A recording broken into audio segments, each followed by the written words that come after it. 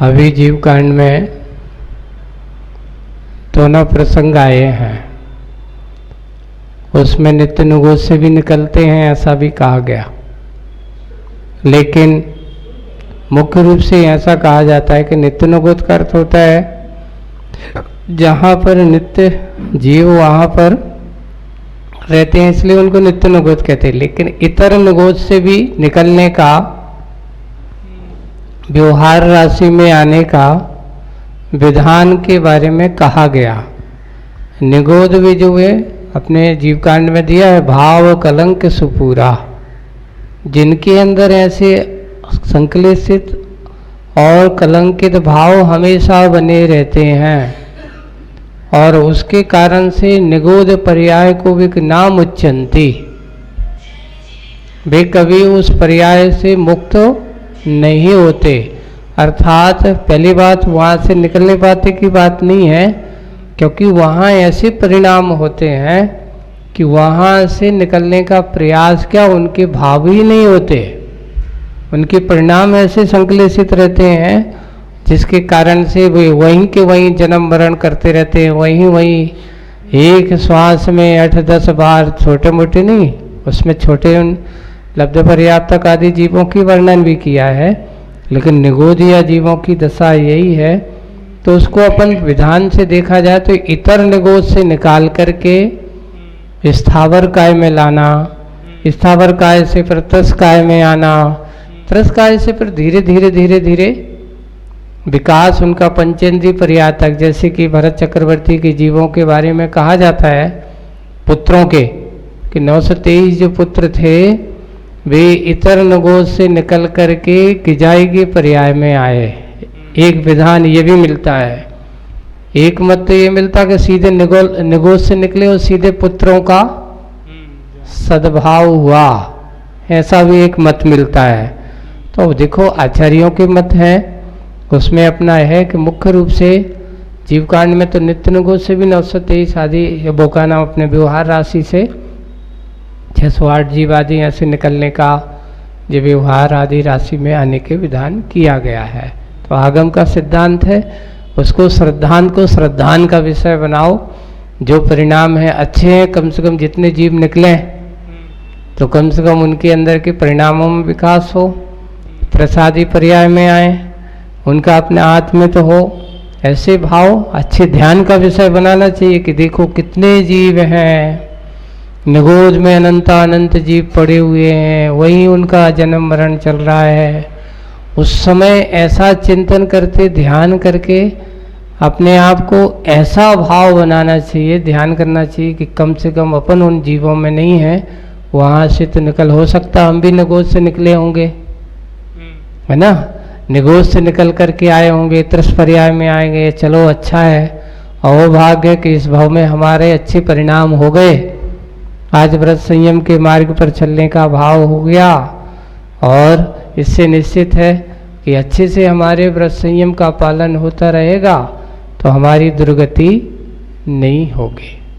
कि विकलत्र जीव हैं, उनका नाम ही विकलत्र है, अभी इंद्रियों की उनके यहाँ पूर्णता नहीं है, और त्रियंच योनि है, उनका जन्म भी वैसे ही होता तो मरण भी वैसे ही होता है। अंतर इतना है कि आत्मा तो है, पर्यायगत विशेषता तो रहती है, एक परिपूर्ण, देखो अपने यहाँ प्रायश्चित आदि शास्त्रों में भी लिखा है कि अगर कोई ऐसे जीवों की वो हो जाती है, घात आदि है, तो उसको कायस्वर आदि और उसकी माला आदि के माध्यम से उसका प्रायश्चित आदि दे करके, लेकिन अगर पंचेंद्रीय जीव का आग के द्वारा मरण हो जाए तो उसको माला से नहीं, तप के माध्यम से ही उसको प्रायश्चित दिया जाता है। जैसे आप जा रहे हो और आपकी मान लो कोई बिल्ली है या कोई चूहा है या कोई ऐसे पंचेंद्रीय सांप आदि है, मर जाते हैं, तो उसके लिए आचार्यों ने अलग प्रायश्चित दिया है कि विशेष तप आदि का ध्यान आदि दे करके करना पड़ता है। तब ऐसे तो पंचेंद्रीय की जहाँ इंद्रिय परिपूर्ण होती है उसमें लिखा है अणुव्रत लेने की पात्रता आ जाती है, त्रियंच भी पंचेंद्रीय अणुव्रती बन जाते हैं। इस कारण से उनके अंदर वह योग्यता के कारण से उसके अंदर इस प्रकार का बहुमान सम्मान दिया जाता है। अब मनुष्यों में जो रहते हैं तो मनुष्य में जो होते अच्छे कार्य करने वालों को ही विनयाञ्जलि श्रद्धांजलि होती है। जिनके कर्म बुरे होते हैं उनको कोई विनयाञ्जलि श्रद्धांजलि नहीं होती। जैसे कि कोई आतंकवादी होता है और आतंकवादी का आतंक काम करने वाले, तो वहाँ के आतंकवादी स्वयं अपने आतंकवादी की विनयाञ्जलि नहीं करता। क्यों? क्योंकि वो स्वयं जानता है कि हम क्या कर रहे हैं, गलत कर रहे हैं, किसी जीव को मार रहे हैं, इस प्रकार का कार्य कर रहे हैं। तो जो बुरे काम करने वाले होते हैं उनको कभी भी कोई बहुमान सम्मान नहीं मिलता। बहुमान सम्मान उनको ही मिलता है जो अच्छे कार्य करते हैं। अब आपका ये है कि कम से कम दयामयी दृष्टि सभी जीवों के प्रति होना चाहिए। इनका छोटी मक्खी भी है, आत्मा उनकी सबकी एक समान है, पर आत्मा की योग्यता पर्यायगत विशेषताओं पर आधारित होती है कि उसकी जैसी पर्याय होती वैसी परिणति भी होती है ना। अब लोगों की सोच क्या होती है, अरे अब कोई बात नहीं, उनकी जिंदगी तो ऐसी ही है, मक्खर मच्छी तो आए दिन, अगर कोई छिपकली अगर बैठी है उसको खा रही हो तो भैया वो क्या जाने, वो उसका अपना नेचर है। सुने कौन? छिपकली पंचेंद्रिय है, वो ठीक है, लेकिन उसका छोटे छोटे जीव मच्छर आदि उसका ही उसका विशेष भोजन हो जाता है। तो इस प्रकार के पर्यायगत विशेषताओं के कारण से उसकी बहुमान्यता और सम्मान्यता देखने को। प्रत्येक हमारी क्रिया जो होती है ना, हम पूजन करते हैं तो उसमें भी हमारा ध्येय सिद्धत्व को पाना होता है। आप कोई भी तप आदि करते हैं तो उसमें भी अपने आप को सिद्धत्व की ओर लाना होता है। तो सिद्ध कौन से होते हैं, कैसे होते? तो सिद्धों के गुणों का आराधन जिसमें हो तो उसका नाम सिद्ध चक्र का अर्थ है तो समूह। ऐसे शुद्धात्मा के गुणों का समूह जिसमें समाया होता है उसका नाम सिद्ध चक्र। चक्र का अर्थ यहाँ पर घूमना नहीं है, चक्र का अर्थ यहाँ पर समूह लेना है। यानी सिद्धों के गुणों का समूह जिसमें विधान में किया गया हो उसका नाम सिद्ध चक्र महामंडल विधान है।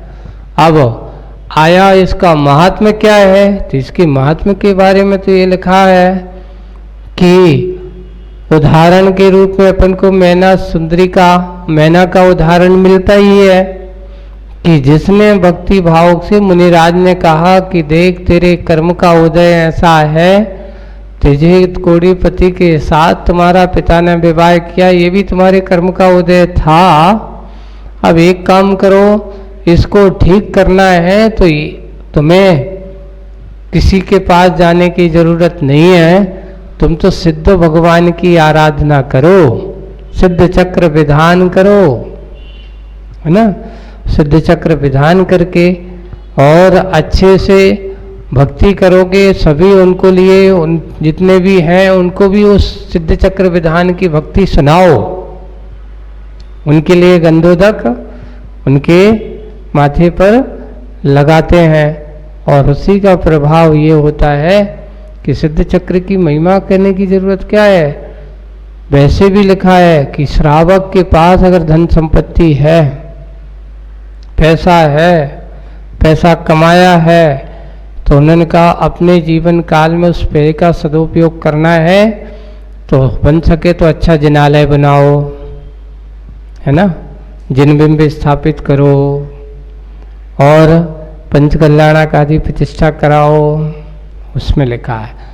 और अगर ये नहीं करा सकते तो अपने जीवन काल में एक बार सिद्ध चक्र विधान श्रावक को करना ही चाहिए।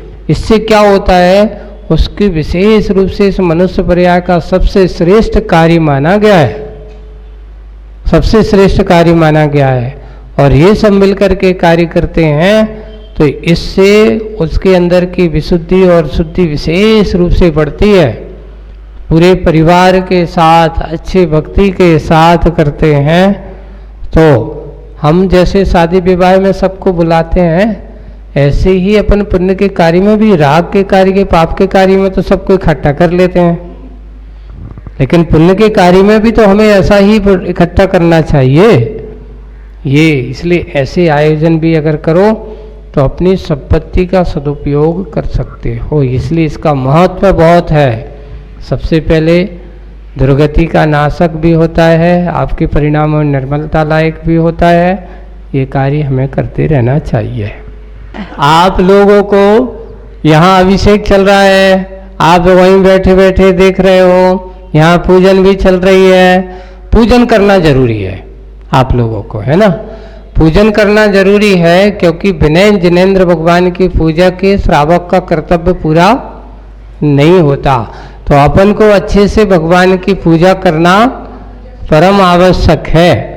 और भगवान का अभिषेक अगर अपन ने एक बार देख लिया है, अब शांति धारा अपन एक बार देख करके बैठ गए, वहाँ शांति धारा रखे तो वहीं अपने बैठे बैठे हाथ जोड़ करके शांति धारा देख सकते हैं। और आपको अगर जल्दी करना है, कहीं जाना है ना, तो अपन जल्दी अपनी पूजा करके, जैसे किसी व्यक्ति पुरुष वर्ग है, उसने गया आप पूरा अभिषेक में मैं रुकूं, कोई जरूरी नहीं है। हम शांति धारा मुझे करना देखना कोई जरूरी नहीं। उसने अभिषेक किया, अर्घ भगवान का अर्घ चढ़ाए, अपना अर्घ चढ़ा करके जा करके फटाफट पूजन कर सकता है, अपनी तरफ ले करके पूजन कर सकता है वो, उसमें कोई बाधा नहीं। पुरुष वर्ग भी कभी ऐसा अगर जल्दी करना पड़ते हैं, अभिषेक उसने कर लिया, अब बाकी लोगों को अगर हम सबके लिए रोके रहे हैं ऐसा कोई जरूरी नहीं है। अभी कई बार तो ऐसे लगा लगा रखा रहा, बिल्कुल तैयारी पड़गान करने गए, देने जा रहे थे, अचानक खबर आ गई, ऐसा हो गया, पूरा का पूरा ज्यों का त्यों रखा है। अब कुछ लोग ऐसे कहते हैं कि महाराज जी आज हमने चौका लगाया था, हमारे लिए बाद में पता चला, बारे महाराज के आहार करा दिए और पता चला कि उनके यहाँ ऐसा सुर सूतक हो गई थी, आपको ज्ञात नहीं था। अगर ज्ञात नहीं था तो तब तक आपको सूतक नहीं थी, और जैसे ही आपको ज्ञात हो गया तो आपको शोक या हर्ष होते ही, आपको शोक संदेश मिलते ही आपको शोर सूतक लग जाती है। देखो इसमें कर्म का उदय में किसी के बारे में अपन को ऐसा नहीं सोचना चाहिए। कुछ निमित्त गृहस्थी के, इसलिए कहते हैं गृहस्थों के लिए विकल्पों के बहुत सारे कारण होते हैं, एक कारण नहीं होते। कब कहाँ कौन से कर्म का उदय आए तो अपने आप को यही सोचना चाहिए कि हे भगवान ऐसा कार्य हो जाए, जैसे समझ लें अच्छे से हो गया तो अपने आप को सोचना चाहिए कि मेरे दारांतराय कर्म का क्षयोपशम था, इसलिए आज मेरा कार्य अच्छे से हो गया। पूजन भक्ति का कार्य है, अच्छे मेरे लिए ऐसा कार्य कि आज मेरा दिन बहुत अच्छा हुआ, आज मेरा बड़ी विशेष सुपुण्य कर्म का उदय रहा कि आज मुझे अपने सारे कार्यों में किसी प्रकार की कोई बाधा नहीं आई, ऐसा चिंतन करना चाहिए। उसमें ज़्यादा अपन को आर्त ध्यान नहीं करना चाहिए। आप लोग, हाँ आप लोगों की तो आपको नियम अपन ने काय के लिया पूजन का, है ना। तो पूजन करने का, पूजन में देखो पूजन के अंग बताए हैं 6, लेकिन आप लोगों को अंग नहीं मिला देखने के लिए कोई बाधा नहीं, आप तो अपने पूजन करो, है ना। पुरुष वर्ग जैसे कुछ लोग कहते हैं हम अभिषेक ही करना है, अभिषेक नहीं मिला तो कोई बात नहीं, आज अभिषेक नहीं मिला, अपन भगवान की पूजन करके अभिषेक भगवान का गंधोदक लगा करके ही अपना आज काम कर सकते हैं। देखना है, देखने में जितने योग्यता अपने स्वाधीनता की है उतना करना चाहिए और बस अपने कार्य को आगे करना। पूजन करना आवश्यक है, देव पूजा करना है। एक कहावत है, देखो कौन सा विद्यार्थी पास होता है, जो एडमिशन लेता वही पास होता ना। बिना एडमिशन ला लो, वैसे कोई एडमिशन नहीं लिया हो और पढ़ता रहे, कितना ही पढ़ता रहे, कितना भी करता रहे, वो पास नहीं माना जाता। ऐसे ही अपने यहाँ एक मूल गुणों का आदि पालन करने वाले जो होते हैं ना, तो जब हम संकल्प लेते तो उस मूल गुणों की विशेष रूप से निर्जरा और हमें उसका पुण्य का बंध होता है उसका, हमें क्योंकि हमारा त्याग है, हमने संकल्प लिया है, अपन को याद रहता है, हम करते नहीं लेकिन संकल्प नहीं है तो संकल्प का फल भी हमें नहीं मिलता।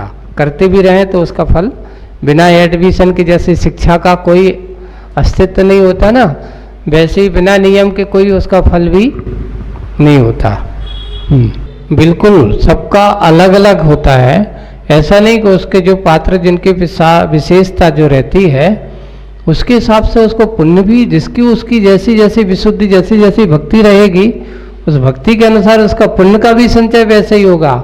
आप कहो कि सामूहिक सबका पुण्य एक सा है, हाँ सामूहिक पुण्य कर्म के उदय से पंच कल्याणक तो होते ही, एक वो अलग है। लेकिन उस पंच कल्याणक की नमस्ते से कौन ने कितना अपने अंदर के विशुद्ध भाव जगाए हैं, कितना पुण्य संचय किया है, वो उसका व्यक्तिगत होगा, ना कि सबके सामूहिक के अनुसार उसका भी होगा। सब पात्रों के अनुसार, उसकी क्रियाओं के अनुसार, उसके कार्यों में इस प्रकार के कार्यों के पात्रता के अनुसार। जैसे अपने लोक व्यवहारों में हर किसी के अंदर योग्यता नहीं दी जाती, हर किसी को कलेक्टर नहीं बना दिया जाता है ना, तो कलेक्टर एक ही होता है। ऐसे ही जब क्रियाएं कुछ विशेष होते हैं तो उनमें एक कोई पात्रों का ऐसा अपन किसी निमित्त उसके दान आदि त्याग आदि के निमित्त से उसको बनाया जाता है। जब वो बना तो उसके त्याग आदि के भाव के साथ साथ करता है, तो उसके लिए जब वो क्रिया करता है तो उसकी विशुद्धि तो बढ़ती है।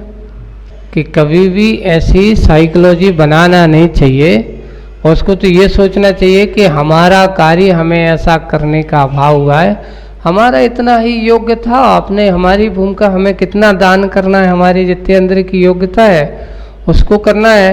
और जब भी हम करते हैं तो ये अपने मनोभाव बनाना चाहिए कि मुझे तो जितना है इतना होता होगा तो मैं ऐसा करूँगा, बाकी जितना सहयोग मुझसे देना है अपना करते रहना चाहिए। खेद खिन्न नहीं होना चाहिए, अहंकार का विषय नहीं बनाना, क्योंकि ये चीज़ अहंकार का विषय नहीं है। ठीक है, उसका पुण्य कर्म का था उदय था, अपना नहीं था, उसका बन गया। इस प्रकार आज का इतना ही। जावाणी के ज्ञान थे सूजे लोकालो, सोवाणी मस्तक नमो सदा दे थो ढोक। हे जनवाणी भारती तो जपो दिन जो तेरी शरणा गए सो पावे।